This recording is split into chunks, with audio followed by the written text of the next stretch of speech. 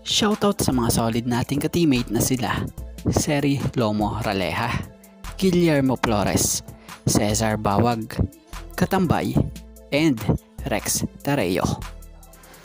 Hinebra, mukhang naka-jackpot na. Brusco na bigman, nais may patunayan sa Hinebra.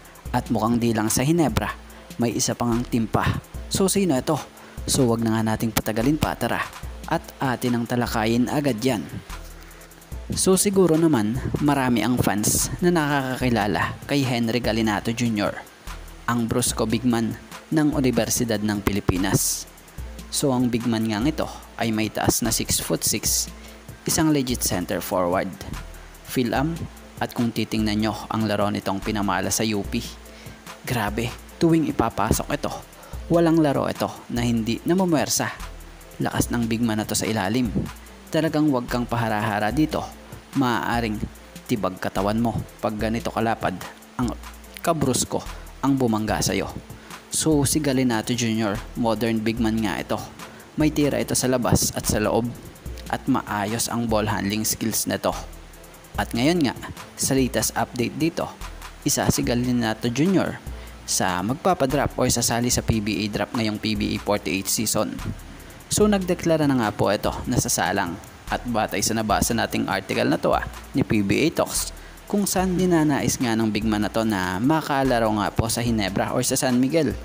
So kung sakali man na mapunta ito sa Hinebra, sakto to sa kakulangan ngayon ng bigman ng Hinebra. Tapos malaki pa nga po yung chance niya na mag-guide pa siya or maturuan pa ito ng mga veteranong bigman like si Stand and Japet. So, ito lang naman ang ilan sa opinion natin base sa nabasa nating article na to. So, ito nga lang po muna mga ka-teammate ang ating sports pasada. And thank you for watching mga ka-teammate and God bless everyone.